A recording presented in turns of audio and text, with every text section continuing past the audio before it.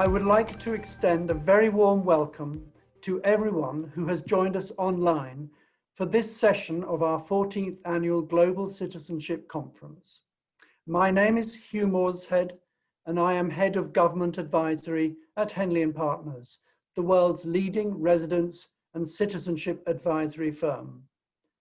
The title of today's webinar is Sovereign Equity, a lifeline to governments battered by the COVID storm. There is little doubt that COVID-19 has had and will continue to have severely detrimental effects on the global economy.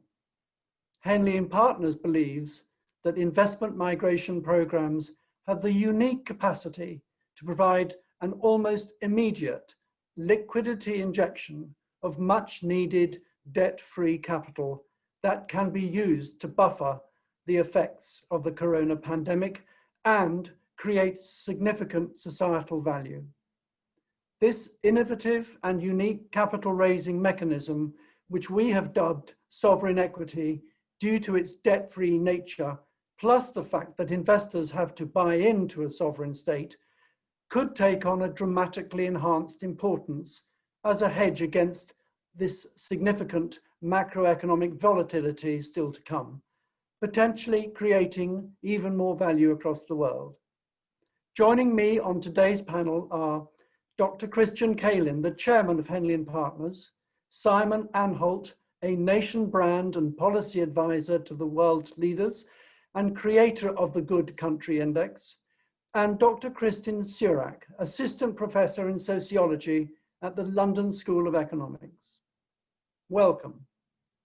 Chris, perhaps we can start with you as the investment migration pioneer who coined the phrase sovereign equity. How do you believe it can help stem the economic meltdown caused by the corona pandemic? Thank you, Hugh. Very interesting introduction. I don't think that will stem what is coming, but it can maybe mitigate for some countries the impact. Like we've already seen that in some smaller states, of course. If you look at particularly the Caribbean, where we have quite a lot of data and information over the last years, what these citizenship programs have done positively to the economies of these small islands, I would say there it's going to be particularly interesting and particularly important to see what this sovereign equity are going to continue to deliver to the economies. Because if you see these islands already when we did not have this pandemic, were of course suffering to attract sufficient inward investment, and they have a heavy dependency on certain business sectors, particularly tourism. And now with this pandemic, you can imagine, the situation is really, really critical. So, in fact, I think there are some countries, like when we had similar situations, it's not like with the pandemic, but when, for instance, Dominica was hit twice in a row by massive hurricanes and was literally cut off and from everything, tourism also dead, and had to rebuild part of the islands. The only lifeline really they had was their citizenship investment.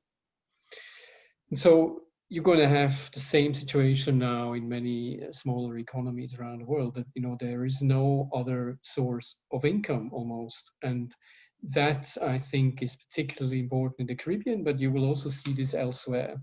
And so I would think, yes, this idea that you can raise capital debt-free from international investors, sovereign equity, as we like to call it, is something that will help small countries even more than before to survive such crises. Thank you, Chris.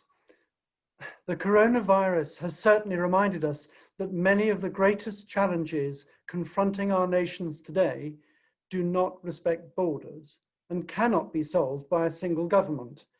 However, as the pandemic spread and borders were closed, we have seen an alarming surge in nationalist attitudes and political regimes. At worst, COVID-19 may carve and even deepen existing divides and inequalities. At best, it could fast-track us to a better world if countries can learn to cooperate rather than compete in today's world of global disorder. Simon, this is something you touch on in your latest book, The Good Country Equation. Yes, indeed it is, Hugh, and it's actually one of the central arguments of the book, precisely this fact that this unprecedented array of global challenges facing humanity today are all too far advanced and too globalized and too interconnected for any one country or any one institution to be able to tackle it on its own. And people often do say, how is it that we're not making more headway against climate change or poverty eradication or inequality or pandemics? And the answer is, it's not because we don't know the solutions. We do know the solutions to almost all of the global challenges we're facing. It's just that we regularly fail to bring enough resources to bear against them, because those resources have to be, by definition, shared. And so I suppose the main argument of my book is that what we're looking for now is a fundamental change in the culture of governance from the traditional idea that countries have to be constantly in competition against each other to a collaboration first mentality. So the fundamental principle has to be collaborate and cooperate. But it's important to stress that I'm not against competition. You can't be against competition. Competition is part of human nature. And of course, it's pulled billions of people out of poverty. I suppose the good news is, and this is something that many governments don't realize, that you can cooperate and collaborate and compete at the same time. And the wise mixing of those three elements is what makes good governance in the 21st century. Thank you, Simon, very much. Kristin, I'd like to bring you into the discussion at this point, as you are currently working on a new book entitled Citizenship for Sale, Millionaires, Microstates and Mobility, which is due to be published next year. Chris has made a compelling argument for how investment migration can benefit sovereign states.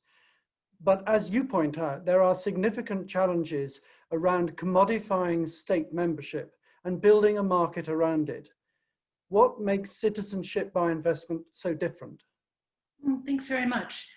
I think one of the interesting things about studying this market, and it's something that I've been looking at now for about 3 or 4 years, and I've traveled to about 18 countries, and I've spoken to hundreds of people to try to understand it from different angles and how it works in different ways. One of the interesting things about commodifying citizenship is that there's two particular challenges that come up from the nature of citizenship as a commodity. One is that you have the state both making the rules of the market as well as being the only producer of the product, which can create conflicts of interest that need to be solved. And generally these are solved by creating a division of labor and external oversight. In that sense, it's actually very similar to a sovereign bond market in terms of how you bring a sovereign prerogative to market in a way that also generates legitimacy. I think the second big challenge has to do with the value of citizenship, which we usually, especially in the West, think of citizenship as the things that it gets you within a state. But with citizenship by investment, oftentimes the value is secured outside of the state. So it's the benefits that one gets outside of the state that's really important. And because of this dynamic, because the state issuing the citizenship doesn't control the value completely, it creates a real geopolitics around the market as well. And we've seen those two things emerge, quite a lot recently. So for example, even looking at Cyprus with having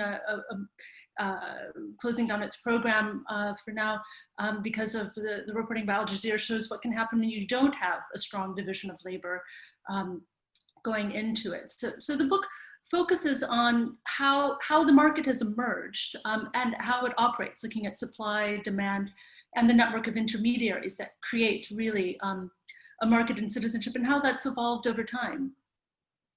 Well, thank you very much, Kristin. Chris, what do you say to the critics who argue that citizenship is a sacred bond between sovereign and subject and simply should not be for sale at any price? Yeah, I mean, you want a large, long answer or a short answer to that? The problem, of course, is that, first of all, we have in the West a certain notion of citizenship that is for the vast majority of people on the planet anyway not applicable. To give you one example, if you're a citizen of China or North Korea, that is a very different thing than if you're a citizen or subject of the UK or a German citizen, for instance. Even if you are in a, let's say, democratic country, let's say India, it is obvious that for the vast majority of Indian people, most of what we would call citizen rights and so on are simply not existent, because most people are too poor and too uneducated and so on to participate in these things. So for a majority of the world population, and we don't need to argue here how many, but it's clearly the vast majority of people on the planet, they don't live in liberal, democratic, free societies or reasonably free societies like, let's say, Germany. They are also not in North Korea, but there are more in countries where citizenship entails not very many rights and is mainly an obligation and a tool of exerting power from the state or the ruling class against people who are there and have to live under these regimes that are there. So that's the first thing that I say, that we are living in a kind of liberal, democratic, idealistic world where for most part of the world, this doesn't apply. And then if you just look at, let's say, we look at just that part of the world where you have functioning reasonably, let's say, reasonably functioning democratic societies, let's say Western Europe, North America, etc. A couple more countries around the world where that, you could consider. And then you look at how people actually look at citizenship in those countries. And then I would think it really comes down to really just the political aspects of citizenship. So citizenship has a spectrum of different rights and obligations and aspects. And when you look at just the aspect of political office and voting and those political rights that are attached again with liberal democratic countries, this is very different in North Korea. But let's say for a German, the right to vote, the right to hold political office, if you look at that, then you, of course, get into a problem. And this, let's say, making available those rights against money in some way, that seems to go against our perceived notion of what citizenship should be. Like there are other goods in society that maybe should not be for sale. And we can have a long political, philosophical discussion about that. And I think there are very good arguments against that, just like against land ownership. I don't know if you're familiar, but until very recently, the private ownership of land was considered immoral because there's only a limited supply of land and therefore it shouldn't be owned by individuals. But in the last few hundred years, this has evolved in that today, in most societies, it's absolutely acceptable that you can own land. And similar is, let's say, with life insurance. When life insurance was first introduced, it was considered not Christian, immoral. How could I write a policy that if this person dies, another person gets money? This is unbelievable. Today, life insurance is part of almost every country's social security system. And it's a multi-billion dollar industry that nobody questions. So things obviously change, but if you look at the political aspect of citizenship, that's a problem, or let's say a potential problem to be discussed, and there are arguments for and against. But then there are also other aspects of citizenship that more function like a club membership. And when you ask people, for instance, in America or Germany, how they view citizenship, the interesting thing is that most people, they don't really care very much about those political aspects. What they mostly care is those things that I would call our club membership aspects. And this is questions like, what do I get from the states? Are the schools good? Are the roads paved? And what services does the state provide? Social security, health system. And how much do I pay? Taxes in particular. So people really are more looking at what do I pay, what do I get? Now, if you look at that most of the citizenship discussion is about that, and how people live today is mostly about, like in a club, how much do I get, how much do I pay? And if you look at it this way, then we don't see very much a problem with opening this club membership to meritorious people that contribute to the club. Of course, appropriate due diligence is necessary, and what happened in Cyprus and a couple other countries, but particularly this last incident in Cyprus, obviously is not good. It doesn't mean the system is per se bad to do that, but the way it's handled is of course not good at all. But that doesn't mean the concept is wrong, because essentially if you open up your society, your club, to people that contribute significantly, provided you check them out properly, what is it to say to open the society to a few members? We're talking about very few people relatively to the society in general. It's very few, very small numbers, but you open it to them and give them certain benefits of this club against a significant contribution, a larger contribution than most people make in their whole lives. So that's of course how we see that. And in that view, I think it's actually something very positive that every society should embrace, because essentially it makes a lot of sense to open society to more people that contribute. We already have open society to a lot of people that don't contribute and actually use the services. And I'm not saying we should not do that and help people that are in need, but we should also open the society to people that actually contribute. Thanks, Chris. Simon, like Chris, you have advised many presidents and prime ministers over the years. So the concept of sovereign equity and how nation states can enhance and capitalize on it must really resonate with you. Yes, it does, and I think it is an extraordinarily interesting concept. I'm very intrigued by the reactions to such proposals, and the degree to which people have this romantic attachment to the idea of citizenship. And as Chris says, it often is little more than an idea. And I think it's well worth exploring what's behind that and why it creates such extraordinary tensions. For my part, I think that there's no limit to the amount that investors in another country could do and perhaps should be expected to do in order to overcome those objections. And I think one of the things that we've often spoken about in these forums in the past is the very interesting idea of trying to balance out migration so that the wealthy end of migration, the citizenship by investment schemes of the major investments and so on and so forth, are always balanced by the same country offering the benefits of membership of that club to people who can't afford to buy it, but still deserve it in many different ways. And the idea that you might create a sort of distribution of investment in this way, that a wealthy investor who acquires citizenship in a third country by paying money into the exchequer of that country doesn't merely contribute to the revenues of that country, but also enables other people who can't afford to buy their way in to do so. And I think at that point, you start looking at a very, very interesting combination of benefits, and perhaps also a way to reconcile people to the idea that this is the way the modern world works, and there's nothing innately harmful in it, but there might in fact be something innately good in it.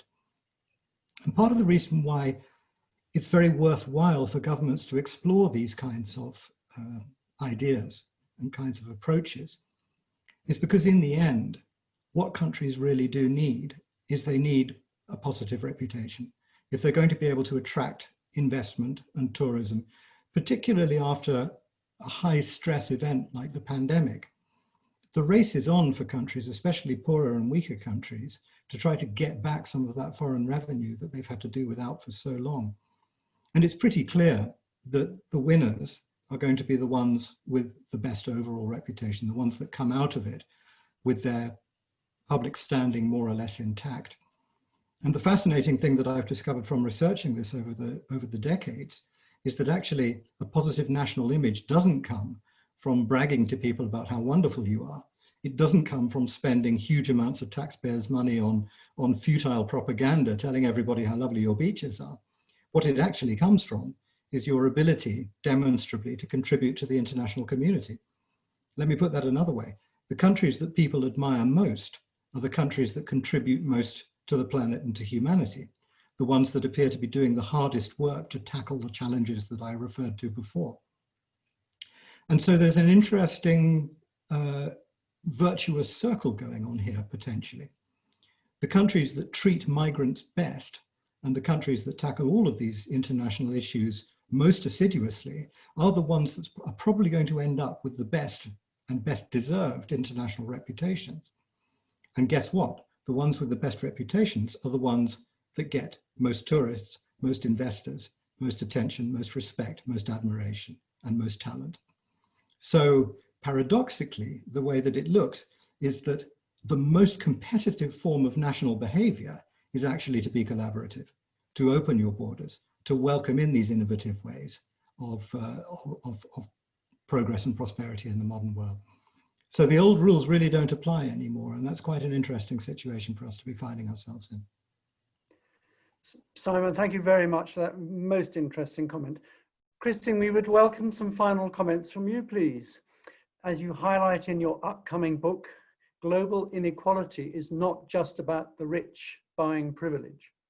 Thanks. Yes, in a sense, that's almost a no-brainer that people can afford it, and want it, will buy it. And here, I think it's also important to keep in mind that many people who, from the global South, who made a lot of money, were able to make that money precisely because they were from particular countries at particular points in time. So, being a Chinese citizen isn't always a liability if it's the 1990s or early 2000s and you're making quite a lot of money in real estate and those sorts of things. So in some ways, even quote unquote bad citizenships can be important resources. But what often gets overlooked in these debates is not merely the inequalities between countries. And we now have quite a lot of work on that, including the quality of nationalities index and things like that. But also the inequalities in the international sphere. So between microstates and their much larger, much more powerful neighbors. And it's those geopolitical tensions. I mean, under international law, all states are supposedly equal, but the reality of it is that there is a hierarchy of geopolitics as well. And so we have to keep that in mind, especially when we're thinking about what are the options for a microstate that has to import almost everything in order to survive as a state. What are its options for gaining revenue? And one of the things that I found most interesting when I was traveling around and talking to a lot of locals too about how they saw this, and it depended country to country, but in a number of countries, especially if they had a program around for a couple of years, a lot of locals said, go ahead and sell it. We need the money. What other options do we have? They might have supported the government. They might not have liked the government. They might have, saw the government as completely corrupt or whatever. But when I asked them, what they thought about the possibility of simply, rich people buying their way in, quote unquote, a lot of people said, yeah, and how do I get a visa to America as well? So I think it's that level of complexity that we need to keep in mind in understanding how citizenship operates in all of these ways, including the ones that Simon and Chris were bringing up as well. It can't be easily reduced to just one thing. Well, Kristin, Simon, and Chris, thank you very much for your time today and valuable contribution to this fascinating and complex debate. And grateful thanks as well to all our guests online who have joined us today. We really appreciate your interest and engagement. Please join us again on Thursday, the 19th of November at 9:30 in the morning GMT for the next session of our 14th Annual Global Citizenship Conference, which will focus on investment migration and the current state of play for residence and citizenship by investment programs in Europe. Thank you very much.